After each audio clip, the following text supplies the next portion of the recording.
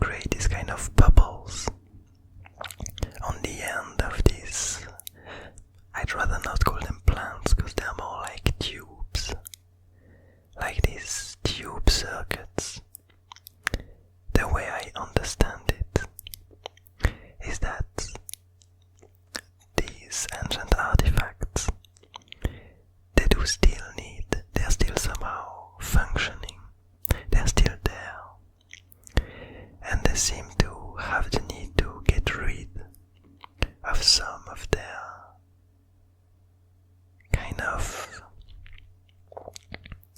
it's some kind of gaseous things that build up inside of them. Some kind of emptiness that they need to get rid of as their body expands from the corrosion. And so these circuits spread out, these tubes spread out and started to create basically the way I would see it is that as these circuits, as these tubes slowly spread out, they became thinner and thinner because they expand through the pressure of this internal emptiness that basically the pressure expands inside of these old artifacts, and as it spreads on the outside, the tubes become thinner and thinner to the point in which they start to bubble out, and this bubble slowly starts to detach from the initial tube as it seals itself. And so we end up with this intriguing environment around some of these artifacts that kind of suffer from this internal corrosion, where they create all these intriguing bubbles that are surrounded still by this layer of corrosion that, well, corrodes away, that kind of freckles away. And so that's what we see here.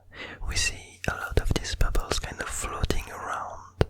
It seems like the air, the gas that's inside them, is slightly lighter than air.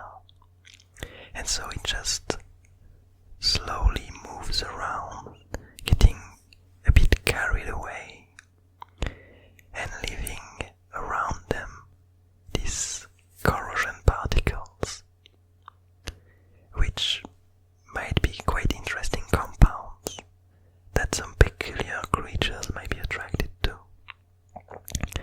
And this idea leads us to these three tiny creatures.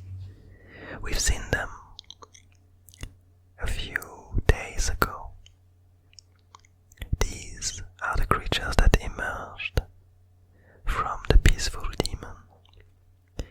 What happened in this scene is that the overgrown will, this new character that appeared due to a commission, this new character came to listen to the whispers of these plants of the dead that were growing on top of the peaceful demon, his carcass, his remains. And from these whispers, the overgrown will understood what this peaceful demon wanted, what it was looking for, what it was thinking and thriving for as it decayed. And the overgrown will turned it into new creatures, new beings. From the will, from the willingness of the peaceful demon, the overgrown will created these new beings that have a similar appearance to the head of the demon, but move in very different ways and seem to seek quite different things. And they also have these auras above their head. Once again, I'm not exactly sure of how you say this word. circles on top of their head, these angelic thingies. And so they seem to wander around, they are still together, which somehow, when they were first drawn, I kind of had the intuition that they would soon enough part ways and each become slightly different characters and different creatures. But what we see here, I'm guessing it's still their early life. We see them wandering around and having been attracted by this misty place, this corroded garden generated by the decay, the very slow decay of the old artifacts. I'm not exactly sure why they are attracted by it. What makes this place so interesting to them? Why the corrosion, why this mist is a tasty treat for them? Question mark. Or if it's just kind of entertaining for them. Some kind of new scent, some kind of new feeling, new texture, new something that makes them want to be around it, makes them want maybe to understand how. Maybe, as I hinted when I explained the commission Doodle, when I explained the overgrown wheel, it seemed like the peaceful demon, all it wanted was to help others. Hence why it helped the blob ruler, ended up dying from it, but he helped it nonetheless. And here, it might be that these tiny creatures are getting attracted to this corrosion, because you might imagine it like this corrosion, you might imagine it like kind of really tiny drops of blood in the ocean, in the sense that they're a hint of the decay of this old artifact. There's a hint of its struggles, of its slow suffering. And it might be what attracted these creatures, this sense of pain or this sense of need for help. And I feel like it's a really interesting way of interpreting it, because these old artifacts, we know that they're still somehow alive, that they're still somehow there, but they're never really there. They seem to be in some kind of a limbo. Something seems to have happened that led to the abyss emerging and spreading. And it seems like these old artifacts might have had something to do with it. And since then, the only times we see them, their eyes are closed, or almost entirely closed.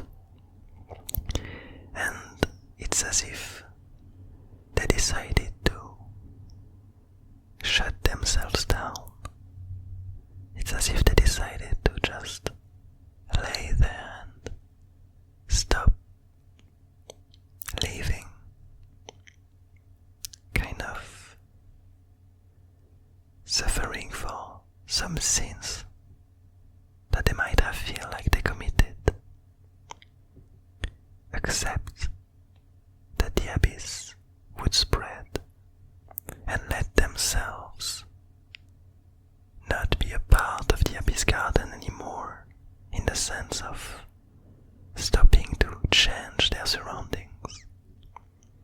It does feel like something happened that made them feel like they shouldn't be able to continue anymore. And since then, the only times we find them is in this limbo state, which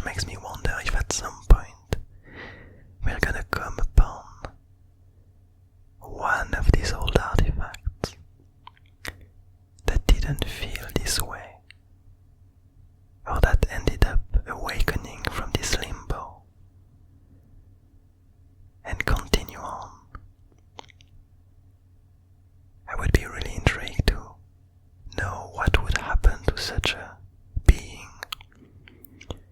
how it would feel seeing all of its relatives, all of these other old artifacts stuck in limbo, while on its own it has to go on, and to continue it wants something, it wants to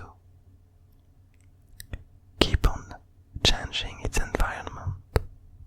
It doesn't want to go down, it doesn't want to abandon. But I'm guessing that's a story for another time. In the meantime, I hope you enjoyed this doodle.